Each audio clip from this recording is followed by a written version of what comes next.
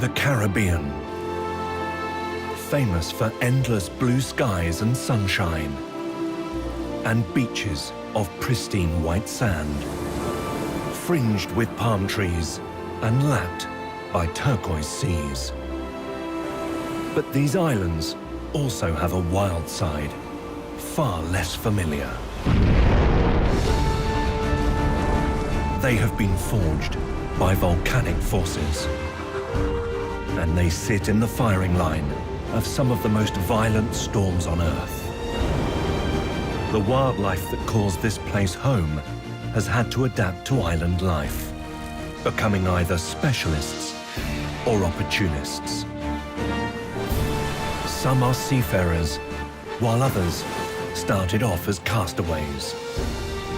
From small iridescent birds to wandering ocean leviathans, the wildlife of these islands is both surprising and spectacular. The Caribbean is the jewel of the tropics.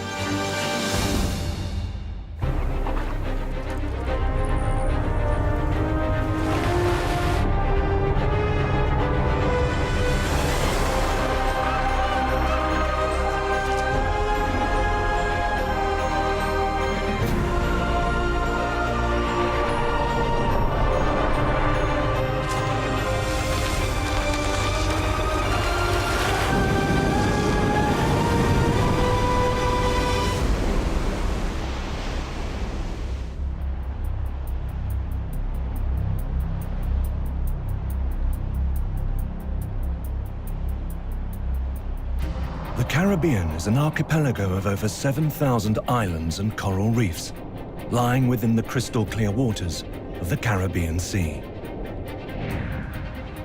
From just a few meters wide to hundreds of kilometers across, every island is different, and each has its own unique wildlife.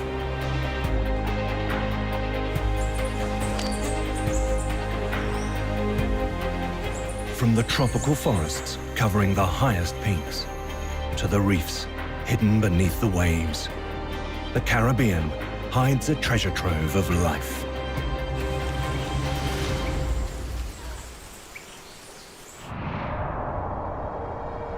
Just off the coast of South America lies the island of Trinidad, the southernmost island in the Caribbean.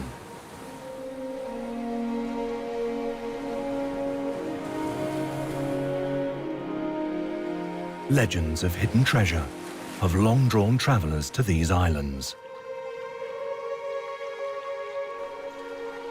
But some of nature's greatest seafarers have been visiting these shores for far longer.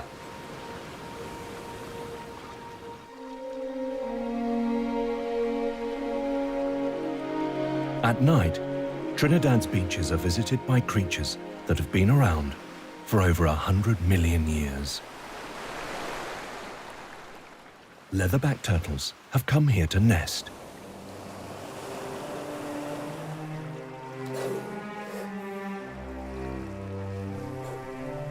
Each year, females cross the open ocean to return to these waters from thousands of kilometers away.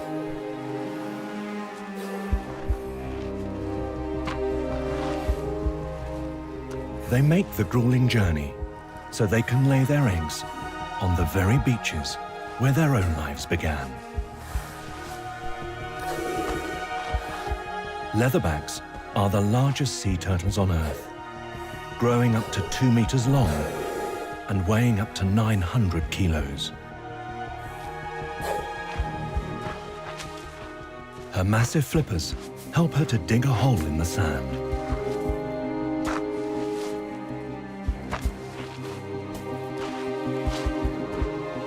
When the nest is deep enough, she lays up to 100 eggs.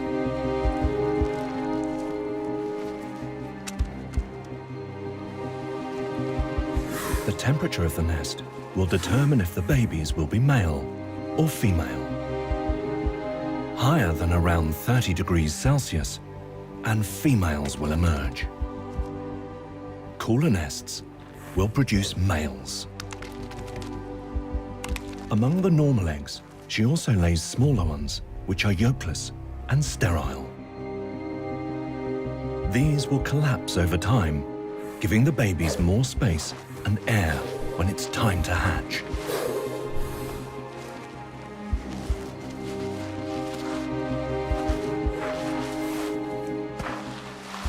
When she has finished, she fills the nest using her back flippers, creating a large disturbed area, which confuses potential predators. The whole process can take up to 3 hours. It takes a lot out of her.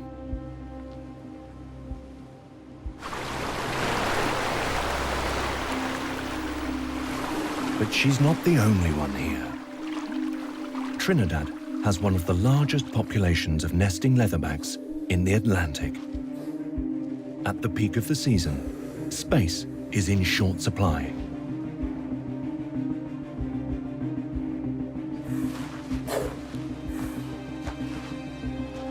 Up to 500 turtles can visit a beach in just one night.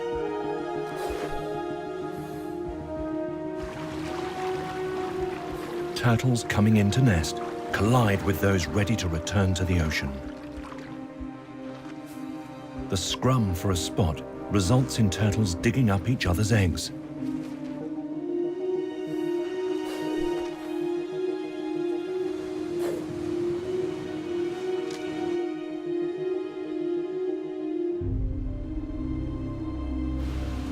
Some start laying so late that by the time their nest is finished, it is daylight again.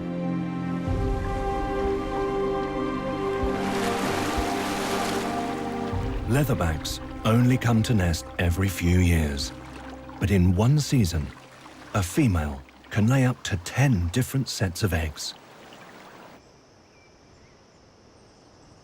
With the dawn, opportunistic scavengers are on the lookout. Trinidad's black vultures know there are rich pickings to be had.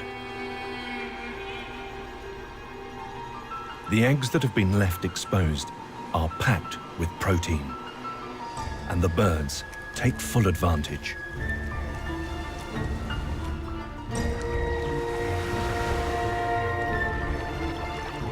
There are plenty to go around, but squabbles still break out.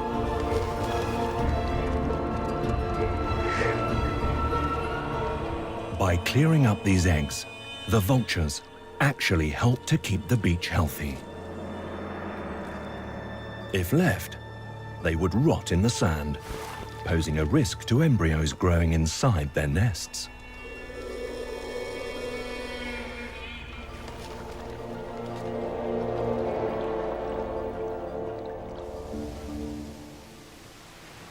Buried eggs, which remain undisturbed, take 65 days to fully develop before they're ready to hatch.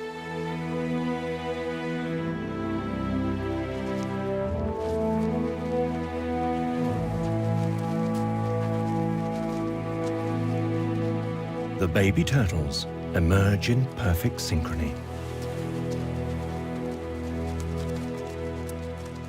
Safety in numbers is their best chance of making it to the sea, but only 6% will survive their first year.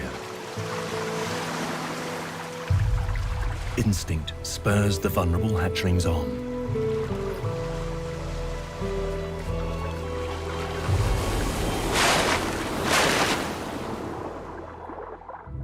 Even at this young age, the leatherback can propel itself through the water with an efficiency no other turtle can match. These turtles will remain in the mysterious depths of the open ocean for most of their lives. They will increase in weight by up to 20,000 times. And only the adult females will ever return to the Caribbean's beaches.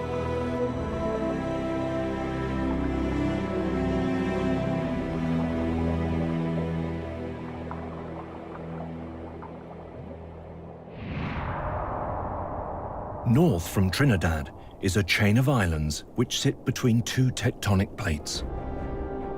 This was once a region of intense seismic activity, which gave birth to the island of Dominica. Being just 26 million years old, it's the youngest island. Less than 50 kilometers long, with volcanic peaks towering 1,500 meters above the sea, it's a vertical island. Despite its small size, Dominica has 9 of the 17 active volcanoes in the Caribbean, the highest concentration found anywhere in the world.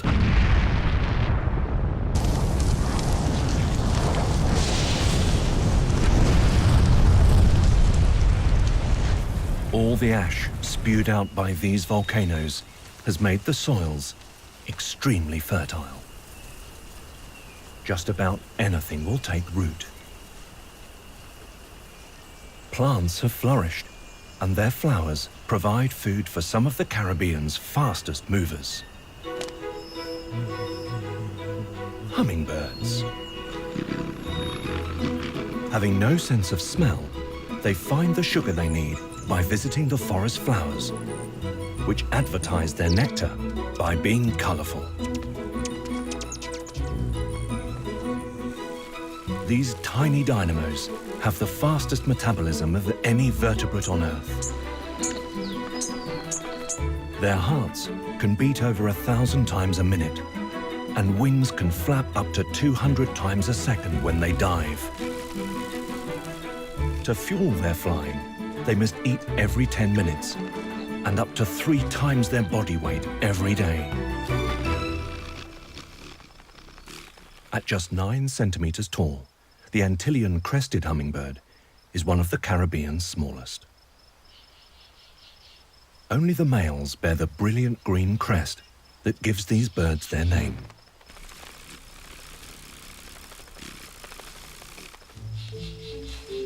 Females are more drab, which helps camouflage them whilst raising their young.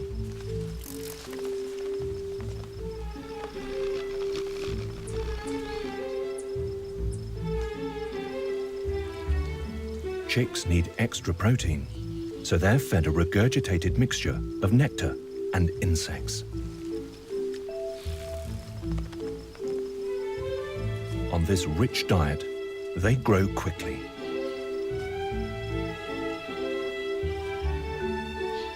The nest is made using spider silk, making it elastic, so it stretches as the chicks develop. Just 2 weeks after hatching, they're almost ready to fledge.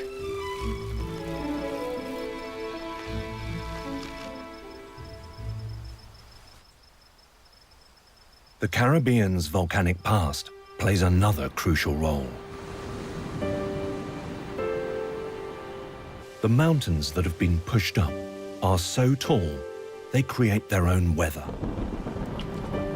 As moist air from the sea rises, it forms clouds. As the clouds cool, they release rain on the forests below. Rainforests are by far the most biodiverse ecosystems on the planet. And the rainforests of Puerto Rico is no exception. Heading northwest from Dominica, the island of Puerto Rico sits in the middle of the Caribbean.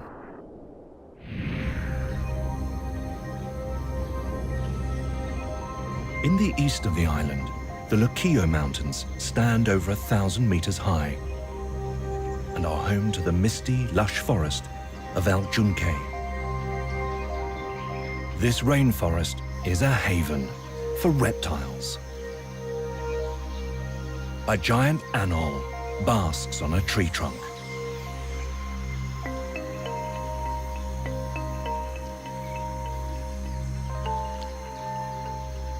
These large lizards have long jaws, giving them a powerful bite.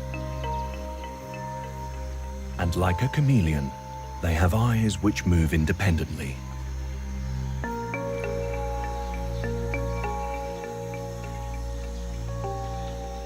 The serrated ridge of scales on its tail, reminiscent of a dinosaur.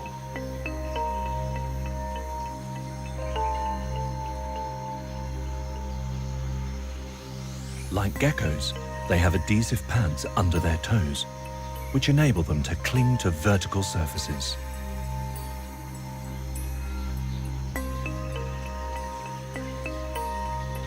The lizard cuckoo is their main predator. It will make a meal of any lizard it can catch. Time to be less conspicuous.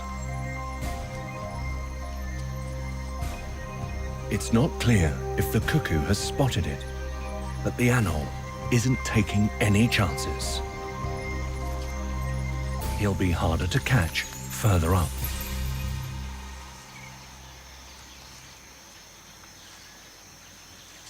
The cuckoo, however, is actually concentrated on catching caterpillars. 75% of its diet is lizards, but it supplements it with spiders, insects, and grubs.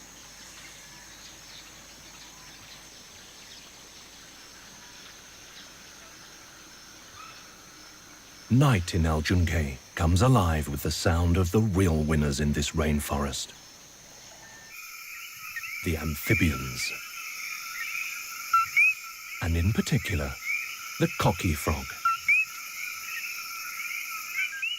13 different species live here. It has rained, and male frogs are calling everywhere. 2 species make the classic cocky call, after which they're named. This call is for attracting females and warning off males. Males hear the ko, and females hear the ki.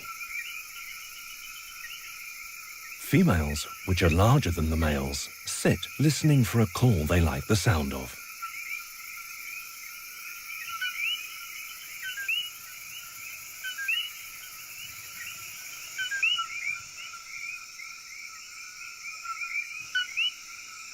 Once a female is interested, she moves closer.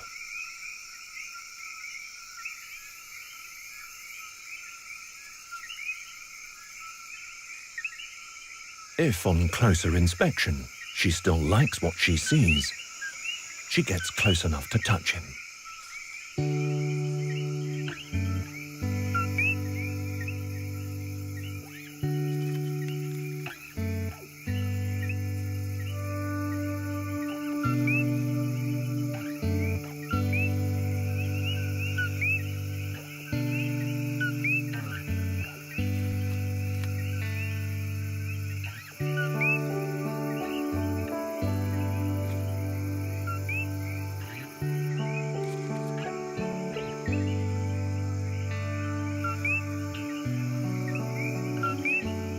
Contact is his cue. He starts to lead her to the nest site he chose earlier.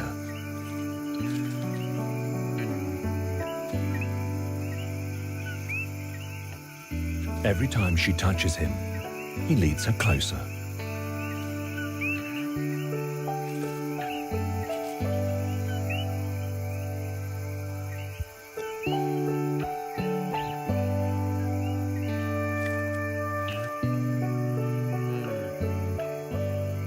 Out of sight, they enter an embrace and mate.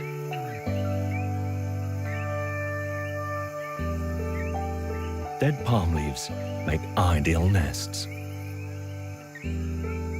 This female is already laying her eggs. The male is inside, ready to take on his important role.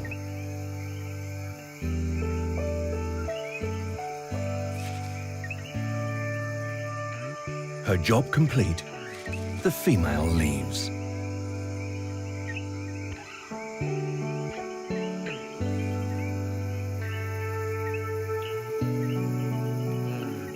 And the male is left to look after the clutch. He will look after the eggs until they hatch.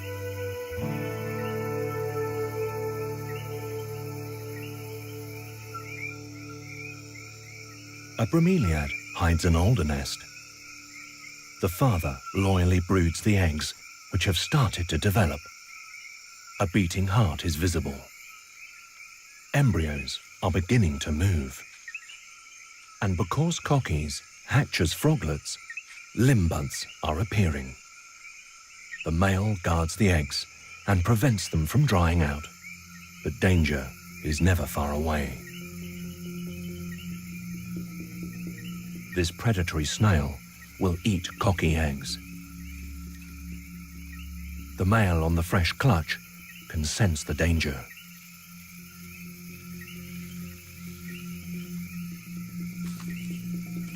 And does something unimaginable.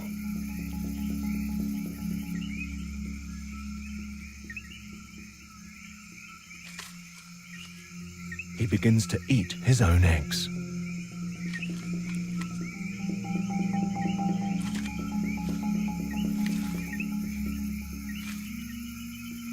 When such a young clutch is threatened, a male will often choose to reabsorb the energy and start again.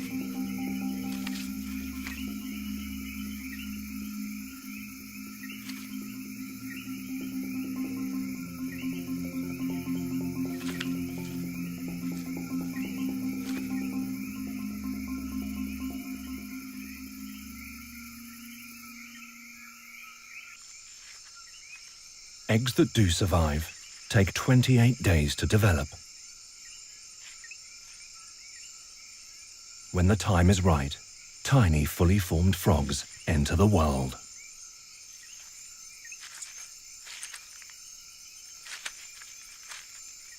They disperse from the nest after 5 days.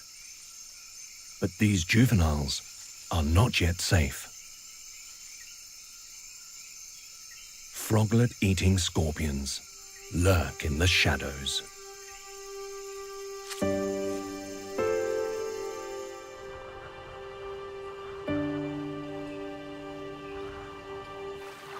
The rains which fall give the islands a plentiful supply of fresh water, vital for them to sustain life.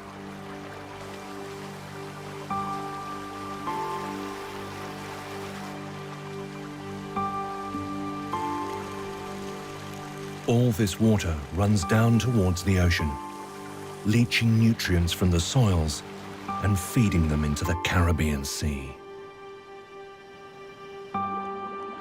Even here, there are signs of volcanic activity. Submerged fumaroles emit gases from cracks in the seafloor. These warm, nutrient-rich waters are ideal for one of the Caribbean's richest treasures. Its coral reefs. They are home to over 800 different species of fish and many more crustaceans and invertebrates. They might look like underwater gardens, but the reefs are actually huge colonies of millions of tiny animals called polyps.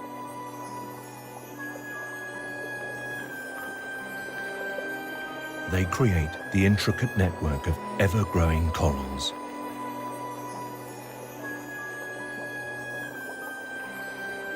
They seem inanimate, but corals can grow up to 15 centimeters in a year.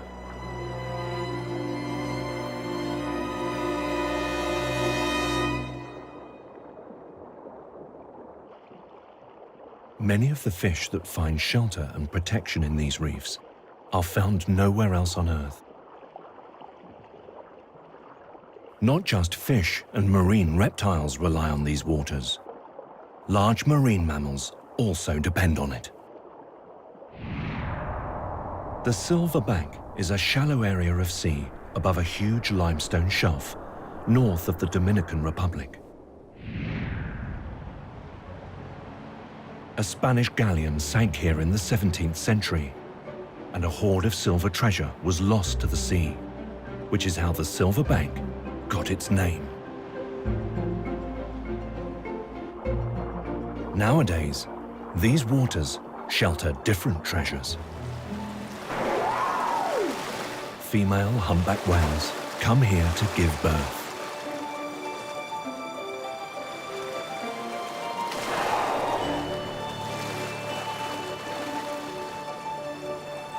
These calm waters are the perfect place for newborns to learn in safety.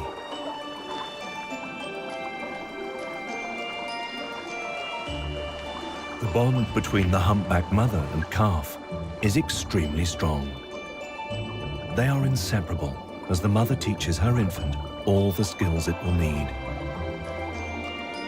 Every year, between December and April, around 3,000 humpbacks pass through the Silver Bank.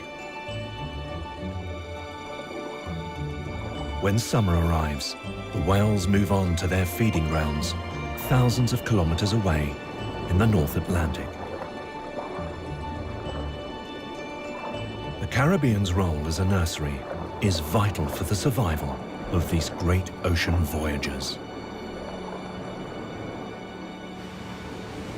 Nearly all of the Caribbean islands have coral reefs off their shores, but Trinidad has almost none at all. It lies so close to South America that silt from the Orinoco River makes the surrounding sea too muddy for coral to grow.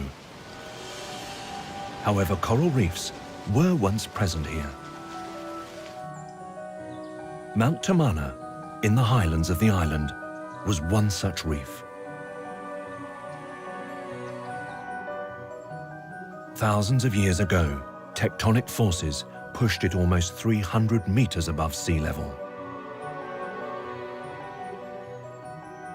Now the ancient reef forms a massive network of limestone caves.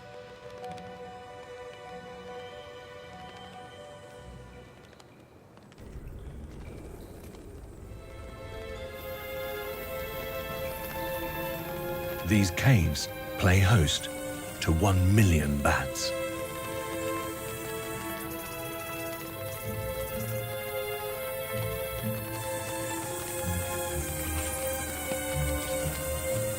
Trinidad is home to almost 70 species of bat, 11 of which roost in the Tamana caves. Spear-nosed and funnel-eared bats roost alongside leaf-nosed, mouse-eared and tailless bats. The floor of the cave is piled high with bat droppings, which in itself supports a biodiversity all of its own.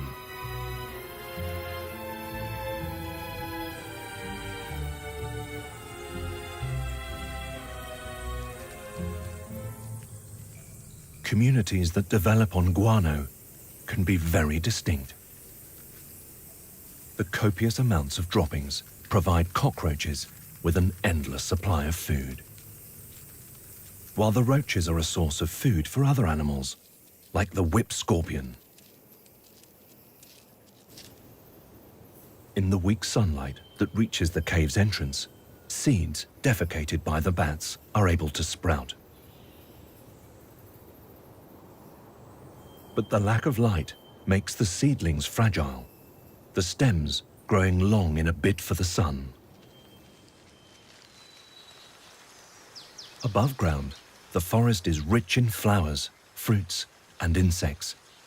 And each evening, as the sun begins to fade, the bats fly out to feed.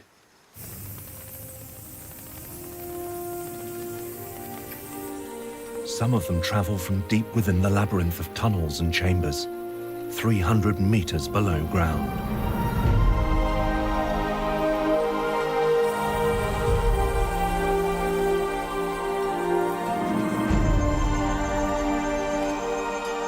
With so many bats leaving through one small entrance, the exodus can take several hours.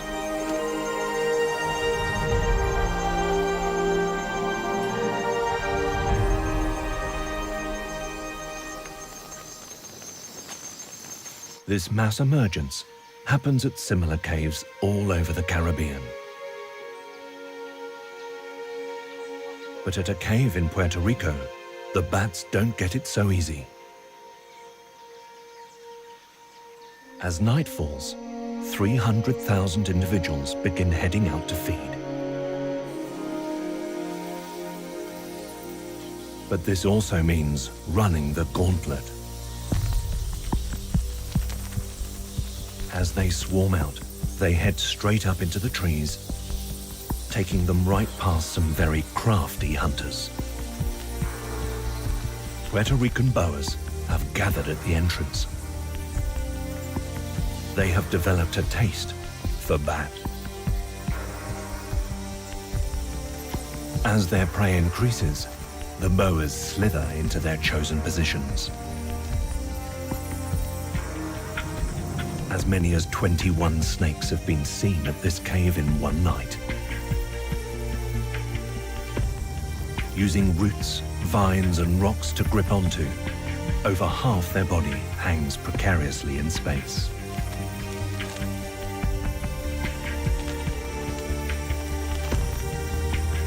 This may appear foolhardy, as they repeatedly get hit by flying bats. But this seemingly strange tactic has evolved for a reason. When a bat hits the snake's nose, it triggers a lightning reaction. With a deadly strike, the boa grabs the bat, throws 2 coils around it, and starts to constrict. As bat emergence peaks, the snakes catch one after another.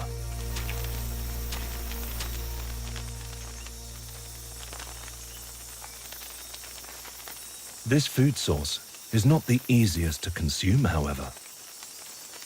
It takes skill and time to manipulate the small winged mammals enough to be able to swallow them.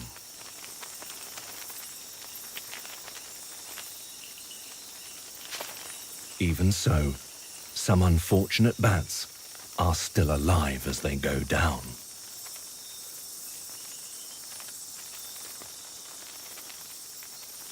Boas can usually only manage 2 or 3 a night. When the feasting is over, the snakes retreat, stomachs full, to digest their meal.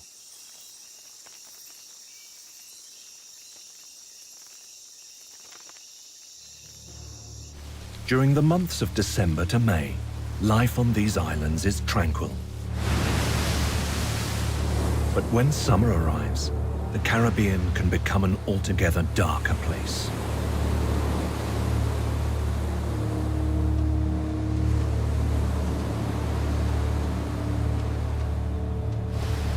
From June to November, these islands are often hit by ferocious hurricanes.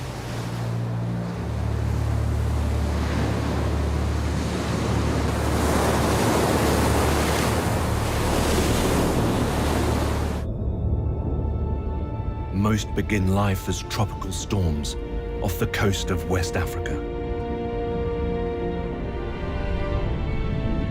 They tear across the Atlantic, sucking up heat from the warm water and growing in intensity.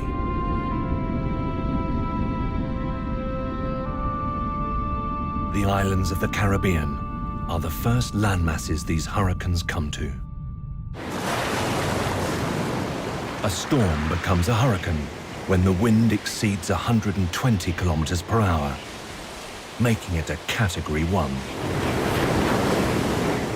Category 5 hurricanes top 250.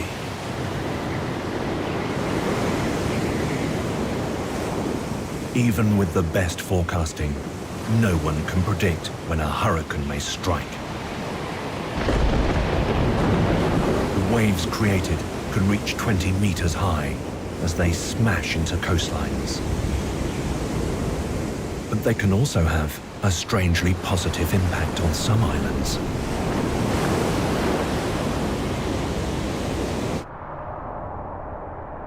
Off the east coast of Puerto Rico lies the island of Vieques. Only 34 kilometers long and 6 kilometers wide, the sea is constantly shaping this island.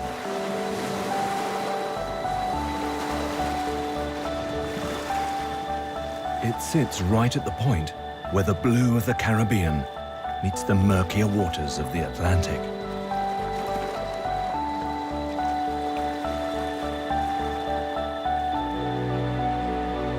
Much of the island is protected, making it a sanctuary for wildlife.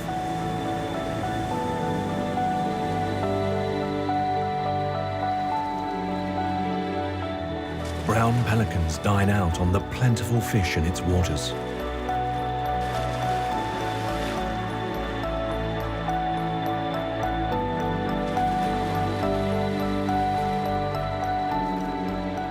ghost crabs make their homes in its fine, soft sand.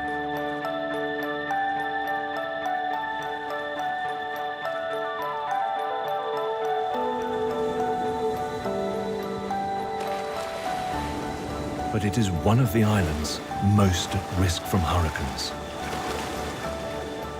And they bring mountains of seaweed to its beaches. Free-floating sargassum reproduces in the open ocean and forms the 5 million square kilometers of the Sargasso Sea in the middle of the Atlantic.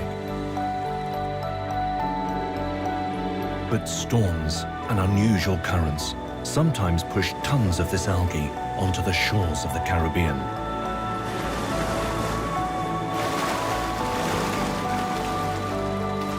Huge numbers of floating clumps make land.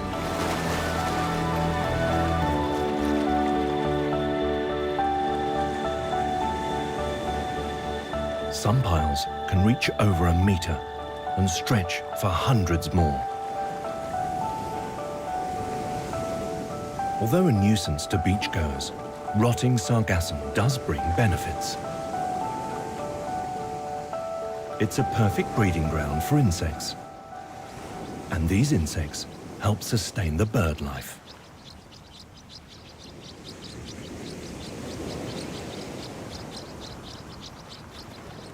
Caribbean martins make their nest in the island's limestone rocks. Feeding the growing chicks inside is a full-time job.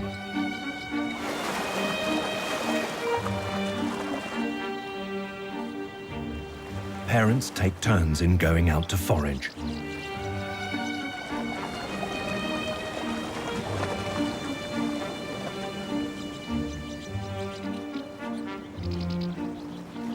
As well as removing fecal sacs to ensure the chicks stay clean.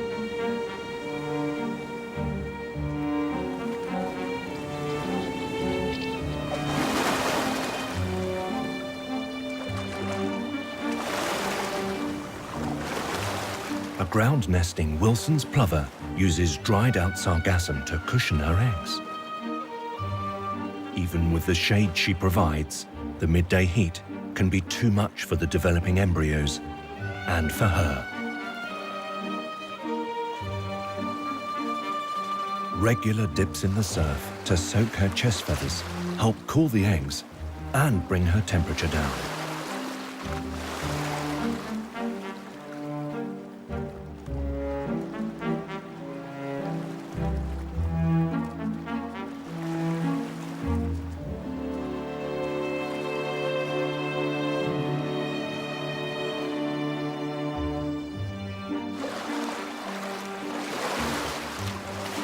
But the seaweed benefits don't stop there. Surprisingly, the natural barriers created by the piles of sargassum also help to reduce erosion from the sea. This protection is temporary.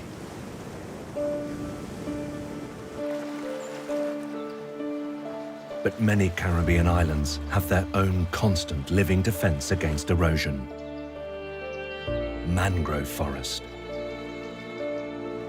With 1 foot on land and 1 in the sea, the mangrove forms a natural breakwater. The tangle of roots reduces the power of big waves and storm surges. Coroni Swamp lies on Trinidad's west coast. Twice a day at high tide, the mangrove is inundated with seawater. Few plants can cope with such salty conditions, and many Caribbean mangroves only have 3 or 4 species of tree.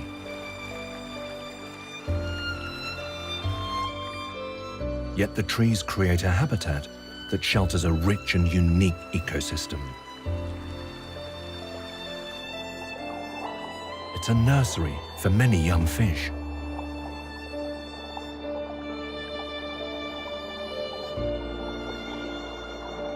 The constant rise and fall of the tides presents opportunities and challenges to all that live here.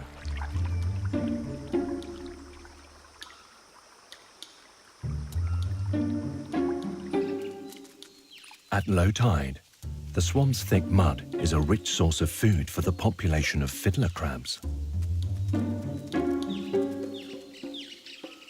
Each teaspoon of mud contains around 10 million bacteria. The male crabs use their one small claw to feed on this microscopic food.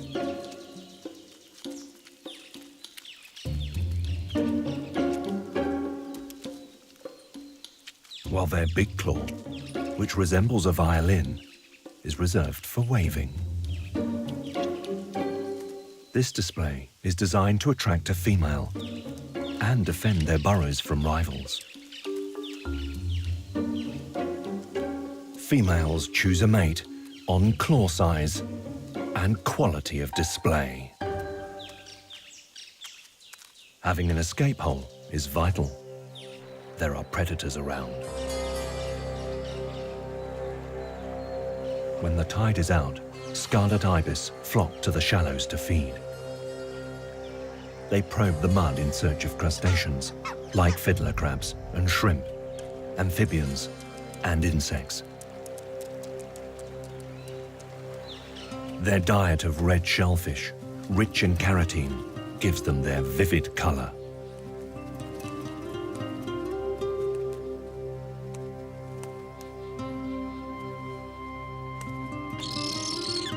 Young birds are born grey, and it takes about 2 years before they've eaten enough carotene to turn red.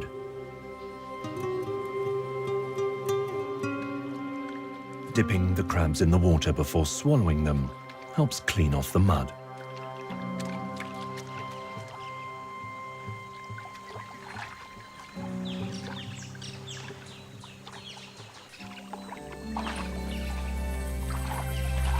Every evening at dusk, the ibis return in large flocks to tiny islands within the mangrove. They gather in their hundreds to roost for the night.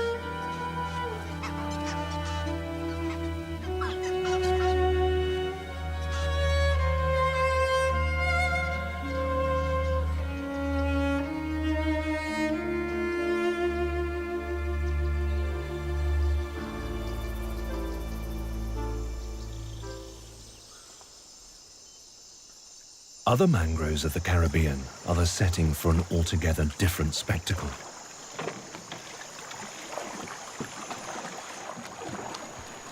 A fisherman sets off to do some night fishing. As he rows into the darkness, there is nothing extraordinary about this lagoon. But when it reaches a certain depth, the water begins to light up. A phenomenon known as bioluminescence. The fisherman's oars leave trails of neon blue. Disturbing the water prompts a chemical reaction in microscopic organisms called dinoflagellates. Feeling threatened, they glow in defense.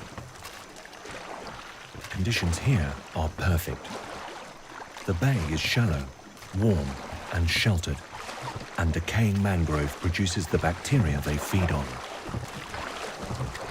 Only 1/20th of a millimeter long, billions of them are concentrated in this lagoon. As the fisherman casts his net, the dinoflagellates let off a sort of burglar alarm.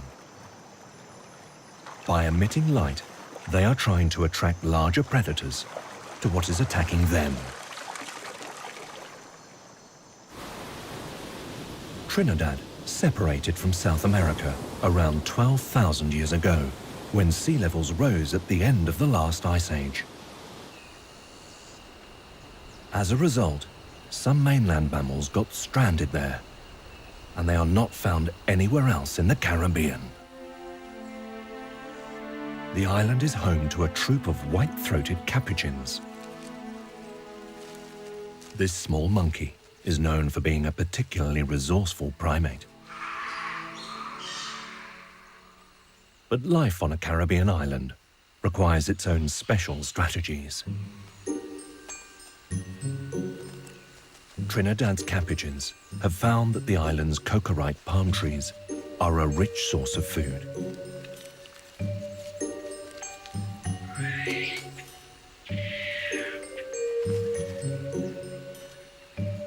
Dead leaves and branches harbor all kinds of insects and grubs.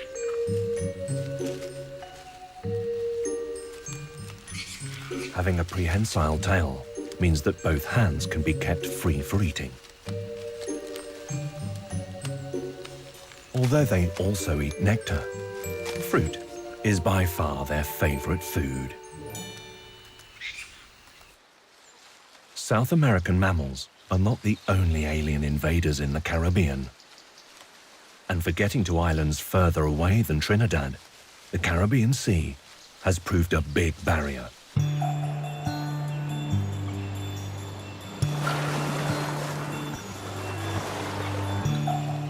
The iconic coconut palm is a relative newcomer to the Caribbean. Originally from Southeast Asia, they only arrived here around 5 centuries ago. These palms are perfectly designed to deal with the region's tropical storms. Up to 4,000 roots spread out under the sand, giving the palm a firm anchor to withstand the frequent hurricanes. And it's hurricanes that have also assisted their travels.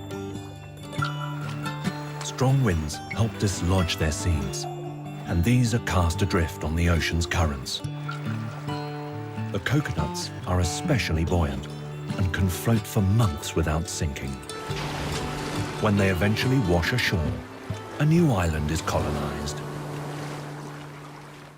In just 500 years, coconuts have spread to virtually every island in the Caribbean.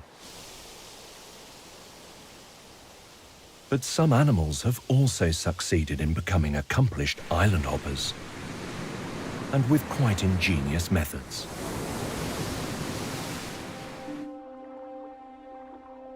Strong winds also destroy trees, so after a storm, there's a lot of vegetation drifting in the sea.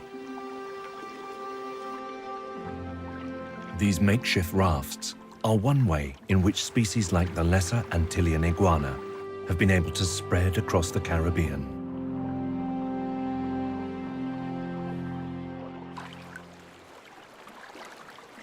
The iguana has colonized many of the eastern Caribbean islands, and 10,000 individuals live on the island of Dominica.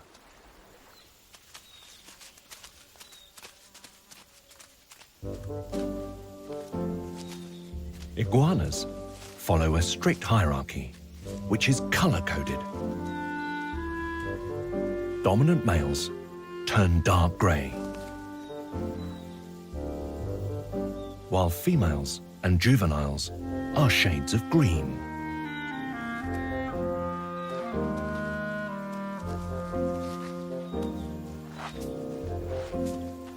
April brings the mating season, and females dig a meter-long burrow in which to lay their eggs.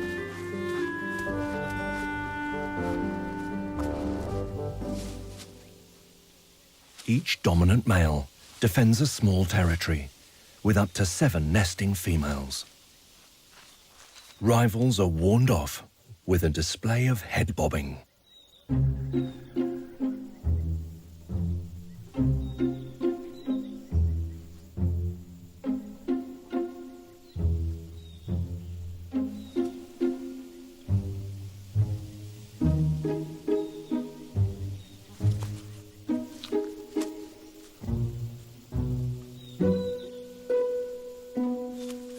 The female lays up to 18 eggs, and over the next 3 months, they will be incubated purely by solar power.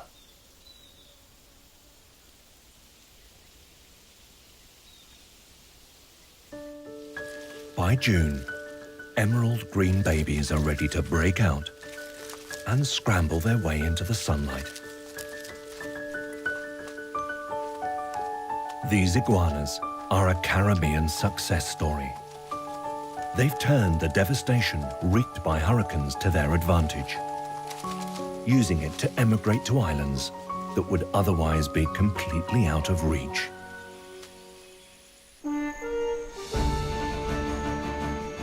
The islands of the Caribbean have been shaped by millions of years of volcanic activity.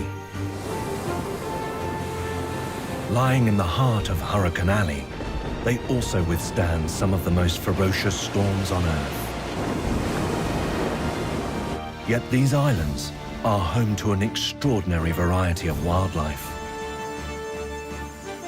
From clever opportunists to highly evolved specialists, the Caribbean protects those that live life in the fast lane and attracts seafarers from far and wide. Though the pirates of legend are long gone, the wild treasures of the Caribbean remain.